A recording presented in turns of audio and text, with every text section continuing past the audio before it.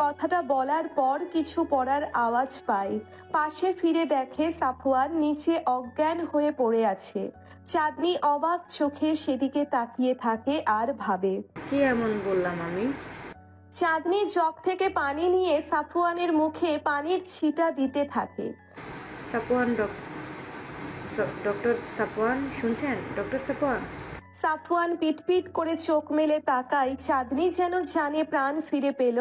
সাফওয়ান চোখ মেলে তাকিয়ে দেখে চাঁদনি ওর দিকে ঝুঁকে আছে। আপনি ঠিক আছেন ডক্টর সাপওয়ান? সাফওয়ানের তখনকার কথা মনে পড়তেই উঠে পড়ে আর ব্যস্ত গলায় জিজ্ঞেস করে, তুমি তুমি মিথ্যা কেন বলছো স্যারকে? তোমার আমার মাঝে তো কোনো সম্পর্ক ছিল না, তাহলে বাচ্চা আসলো কোথা থেকে?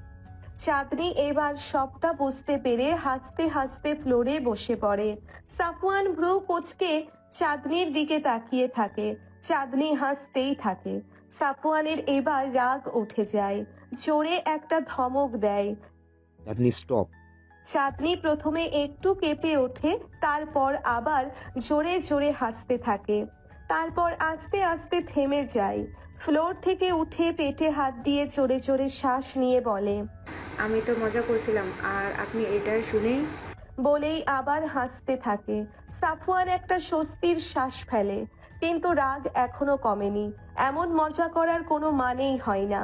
সাফওয়ান কতটা ভয় পেয়ে গেছিল তা বলে বোঝাতে পারবে না ও। চাঁদনির ওপর এখন প্রচন্ড বিরক্ত লাগছে ওর। আর কিছুক্ষণ এখানে থাকলে নির্ঘাত একটা চর বসিয়ে দিবে, তাই রুম থেকে বেরিয়ে যায়। বড় বড় পা ফেলে নিচে চলে যায়। চাঁদনি সাফওয়ানের যাওয়ার দিকে তাকিয়ে থাকে। মনে মনে বলে, ইস, আজ বেশি হয়ে গেল। রেগে আছেন মনে হয়। সাফওয়ানকে নিচে নামতে দেখে ফরিদ ইসলাম জিজ্ঞেস করে, কি হলো সাফওয়ান, এত তাড়াহুড়ো করে কোথায় যাচ্ছ? আসলে বাবা, একটা ইমার্জেন্সি আছে, আমাকে এখনই হসপিটাল যেতে হবে। আর কাউকে কিছু বলতে না দিয়ে সাফওয়ান বেরিয়ে যায়। সবাই ওর যাওয়ার দিকে তাকিয়ে থাকে। ফরিদ ইসলাম কিছু বলতে যাবেন, তখন চাঁদনির বাবা বলে ওঠে, আমরা কিছু মনে করিনি, ওই এক পেশায় আমরাও আছি, আমরা বুঝি। আমাদের কাছে সবার আগে রোগী, তারপর বাকি সব। ফরিদ সাহেব মাথা নাড়ে শুধু। চাঁদনিও উপর থেকে এসে সবার সাথে এসে বসে। সবাই ওদের বিয়ের ব্যাপারে কথা বলতে থাকে। আধারদের পৌঁছতে পৌঁছতে রাত হয়ে যায়। আলো গাড়িতেই ঘুমিয়ে পড়ে। গাড়ি এসে ওদের বাড়ির সামনে দাঁড়ায়। আগুন আর রাত্রি নেমে পড়ে। আধার আলোকে কোলে করে নিয়ে যায়। আধার আলোকে এনে বিছানায় শুইয়ে দেয়। নিজের ড্রেস নিয়ে ফ্রেশ হতে চলে যায়। বাইরে এসে দেখে আলো এখনো ঘুমোচ্ছে। আধার আলোকে ডাকতে থাকে, জানবাখি, জানবাখি, ওঠো, ফ্রেশ হয়ে কিছু খেয়ে না, তারপর ঘুমাও। জানতো আমি ঘুমাবো। জানবাখি, বাইরে থেকে এসেছো, গায়ে অনেক ময়লা লেগে আছে। কে শোনে কার কথা। আলো কানে বালিশ চাপা দিয়ে ঘুমোতে থাকে। আধার আগেই বুঝতে পারছিল আলোকে এভাবে বলে কাজ হবে না। আধার আলোকে কোলে তুলে নেয়। ওয়াশরুমে গিয়ে বাথটবে ফেলে দেয়। আলোর গায়ে পানির ছোঁয়া লাগতেই আলো ধরপড় করে ওঠে। ডুবে গেলাম, ডুবে গেলাম, বাঁচাও আলো চোখ বন্ধ করে এসব বলে যাচ্ছে। আধার দুই হাত বুকের কাছে ভাঁজ করে আলোকে দেখছে। কিছুক্ষণ পর আলো চোখ মেলে তাকায়। সামনে আধার দাঁড়িয়ে আছে। আধারকে দেখে একটা বোকা বোকা হাসি দেয়। আধার মাথা নাড়িয়ে বলে, আজ পর্যন্ত কাউকে বাথটাবের পানিতে ডুবতে দেখিনি। 10 মিনিট টাইম, তাড়াতাড়ি ফ্রেশ হয়ে বের হয়ে এসো। আধার কথাটা বলেই বেরিয়ে যায়। আলো চুপচাপ থাকে। মুখটা গোমড়া করে বলে, সাইকো কোথাকার, কোনো দয়া মায়াও নেই। আমার মতো একটা পিচ্চি মেয়ের সাথে এমন করতে বিবেকেও লাগে না। বাইরে থেকে আধার বলে ওঠে, আমাকে বকা হয়ে গেলে বেরিয়ে আসো, নিচে ওয়েট করছি। আল্লাহ, এর জন্য তো দেখি কিছু বলেও শান্তি নেই। সব কি শুনতে পায় নাকি? না বাবা, এর সামনে কেন পিছনেও এরপর থেকে কিছু বলা যাবে না। আলো বাথটব থেকে উঠে তাড়াতাড়ি ফ্রেশ হয়ে বেরিয়ে আসে। তারপর ডিনারের জন্য নিচে চলে যায়। আমার সত্যি ঘুম পাচ্ছে আগুন, আমি কিছু খাবো না। না, ওঠো, বলিস রাতে না খেয়ে ঘুমাতে হয় না, তাড়াতাড়ি অল্প কিছু খেয়ে নাও সোনা। নাও। বলেই চাদরের মধ্যে ঢুকে পড়ে। আগুন চাদরটা সরিয়ে রাত্রিকে কোলে করে নিয়ে গিয়ে সোফায় বসে পড়ে। টেবিল থেকে খাবারের প্লেট নিয়ে রাত্রিকে খাওয়াতে থাকে। রাত্রি ঘুমের মাঝেই খেয়ে নেয়। রাত্রির সাথে সাথে আগুনও খেয়ে নেয়। খাওয়া শেষে আগুন রাত্রিকে শুইয়ে দিয়ে কপালে কিস করে কালো জ্যাকেট পরে বেরিয়ে যায়। আধার বাইরে দাঁড়িয়ে ছিল। আগুন এসে ওর পাশে দাঁড়ায়। আধার জিজ্ঞেস করে, কোনো খবর পেলি সিয়াম সুলতানের ব্যাপারে? আমার লোক খবর দিয়েছে শিয়াম সুলতানা এখনো বেঁচে আছে। কোনো এক মহিলার সাথে তাকে দেখা গেছে। ফলো করেছিল কিন্তু পরে খুঁজে পায়নি। স্বাভাবিক, উনি একজন পুলিশ অফিসার ছিল বলে কথা, কিন্তু মহিলাটাকে জানতে পারিনি, পুরোটা বোরকা দিয়ে কভার করা ছিল, কেউ দেখলে চিনবে না। আর আমার আর আলোর পেছনে কে পড়ে আছে সেটা তোর হয়তো খারাপ লাগবে শুনতে, কিন্তু তোর পরিবারে কেউ তোদের মারতে চায়। তোর কি মনে হয় বাবা মায়ের অ্যাক্সিডেন্টটা কি সাধারণ ছিল, নাকি তাদের মারার পরিকল্পনা করা হয়েছিল? দেখ, তোর উপর অ্যাটাক হওয়ার আর আলোর উপর অ্যাটাক হওয়ার একটাই কথাই বোঝায়, ওনাদের মৃত্যু কোনো সাধারণভাবে ছিল না, পরিকল্পিত খুন ছিল। আর এটা সম্পত্তির জন্য করা হয়েছিল, তাই তো? হুম। আচ্ছা শোন, কাল আলোর খালার বাসায় যাচ্ছি আমরা। কেন? এরপর আধার আগুনকে সব খুলে বলে। সব শুনে আগুন অবাক হয়ে যায়। তার মানে এটা হতে পারে আলোর খালামণি অনেক কিছু জানে, হতে পারে। হতে পারে আমার সেই কাছের শত্রুকেও চেনে। রাইট। দেখা যাক কাল কোন রহস্য থেকে পর্দা ওঠে। এমন সময় হাসানের কল আসে আধারের ফোনে। আধার কল রিসিভ করে বলে, হ্যাঁ হাসান, বলো কি খবর ওদিকের? স্যার, অর্ক, সোনালি আর সেই লোকটা খুব নোংরা প্ল্যান করছে আপনাকে আর ম্যামকে আলাদা করার জন্য। কি প্ল্যান? হাসান আধারকে কিছু বলে আধারের চোখ মুখ রাগে লাল হয়ে যায়। আধার হাসানকে বলে, সোনালি খুব নাম করা মডেল, তাই না? আর অর্ক টপ 10 বিজনেসম্যানদের মধ্যে একজন। আশা করি তুমি জানো তোমাকে কি করতে হবে। Yes sir. গুড। স্যার, আরো একটা খবর কি? আছে স্যার। সোনালি ওই লোকটার মেয়ে, আর অর্কের সাথে সোনালির বিয়ে ঠিক হয়ে আছে। যতটুকু বুঝতে পারলাম, অর্ক কোনো বিষয় নিয়ে লোকটাকে ভয় দেখিয়ে সোনালির সাথে বিয়ে ঠিক করে। বাহ, এ তো দেখি দলের মধ্যেই ফাটল। তাহলে আমার আর বেশি কিছু করতে হবে না, শুধু আর একটু চিড় ধরাতে হবে। তোমাকে যা বললাম তাই করো, আর নজর রাখো ওদের ওপর। আমি এসে বাকিটা দেখছি। Yes sir. কি হলো, কি বলো? আধার আগুনকে সব বলে। এত নোংরা প্ল্যান? ওদের প্ল্যান দিয়ে ওদের বরবাদ করবো এবার। মানে? আধার আগুনের দিকে তাকিয়ে একটা পাকা হাসি দেয়। আগুনও যা বোঝার বুঝে গেছে। আমি যাচ্ছি, আলু উঠে পড়তে পারে। আমিও যাব। দুজনেই বাড়ির মধ্যে চলে যায়। আধার রুমে এসে দেখে আলো ঘুমুচ্ছে। এক পলক আলোকে দেখে। নাইট ড্রেস পরে আলোর পাশে শুয়ে পড়ে। আলোকে টেনে বুকের ওপর নিয়ে শুয়ে পড়ে। আলোকে শক্ত করে জড়িয়ে ধরে। এমন ভাবে জড়িয়ে ধরেছে যাতে কেউ কেড়ে নিতে না পারে। আলো ঘুমের মাঝে আধারকে জড়িয়ে ধরে। আধার হেসে আলোর কপালে একটা কিস করে ওকে জড়িয়ে ধরে ঘুমিয়ে পড়ে। একটা নদীর পাশে দাঁড়িয়ে আছে সাফওয়ান। এক ধ্যানে তাকিয়ে আছে নদীর বহমান স্রোতের দিকে। এমন সময় কেউ এসে ওর কাঁধে হাত রাখে। সাফওয়ান পিছনে ফিরে দেখে চাঁদনি দাঁড়িয়ে আছে। সাফওয়ান শক্ত গলায় বলে, কি চাই এখানে? আমি তখন এমনি মজা করছিলাম। তোমার খেয়াল রাখা উচিত ছিল, তুমি একটা মেয়ে। এমন কিছু সবাইকে বললে সমাজ আমাকে কিছু বলতো না, তোমার উপরেই কাদা ছিটাতো। এরপর থেকে খেয়াল রাখবে। সরি বলছি তো, আর হবে না। চাঁদনি মাথা নিচু করে ঠোঁট ফুলিয়ে বলে। সাফওয়ান হেসে ফেলে ওর কথার ধরন দেখে।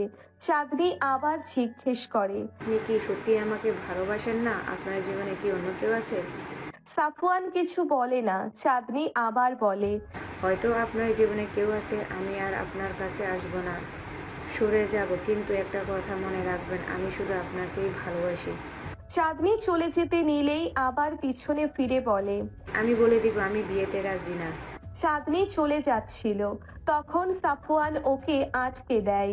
চাঁদনি পিছনে ঘুরে দেখে সাফওয়ান ওর হাত ধরে আছে, কিন্তু এখনো নদীর দিকে তাকিয়ে আছে। সাফওয়ান গম্ভীর গলায় বলে, নিজের ইচ্ছে এসেছো, আবার নিজের ইচ্ছে চলে যাচ্ছ। আমার জীবন নিয়ে সিনিমিনি খেলার অধিকার আমি কাউকে দেইনি মিস চাঁদনি। একবার আমার জীবনটা উল্টোপাল্টা করে দিয়ে গেছিল, এবার তুমি একই কাজ করতে চাও, আর আমি সেটা হতে দেব না। ভাবলে কি করে? কথাগুলো বলে চাঁদনিকে এক টানে নিজের কাছে নিয়ে আসে। চাঁদনির কোমর চেপে ধরে ওর মাথা কাছে টেনে ঠোঁটে ঠোঁট ডুবিয়ে দেয়।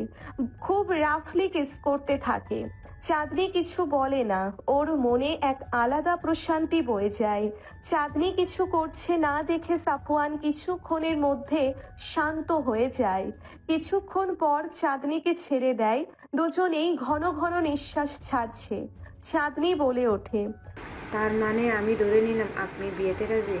কেন সন্দেহ? একদমই না। সাফওয়ান চাঁদনিকে কাছে টেনে এনে জড়িয়ে ধরে। চাঁদনি সাফওয়ানকে জড়িয়ে ধরে।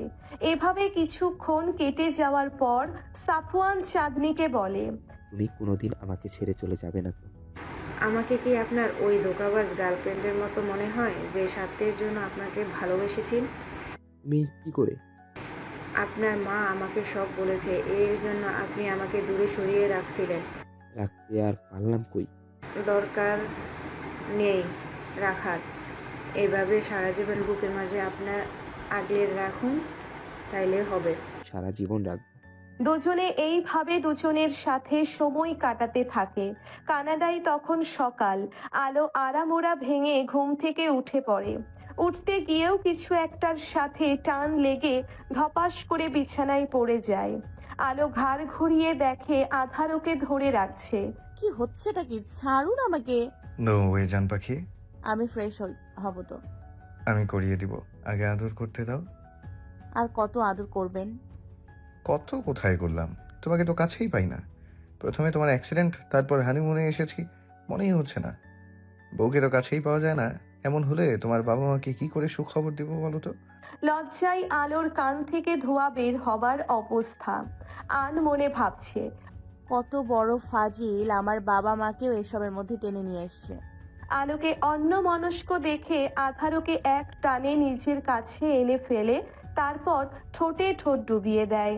আলো কিছুক্ষণ ছটফট করার পর শান্ত হয়ে যায়। আলোকে শান্ত হতে দেখে আধার আলোর ওপর উঠে পড়ে। আলোকে নিজের সাথে পুরো মিশিয়ে নেয়। আধারের হাত অবাধ্য হয়ে আলোর পুরো শরীরে ঘোরাঘুরি করছে।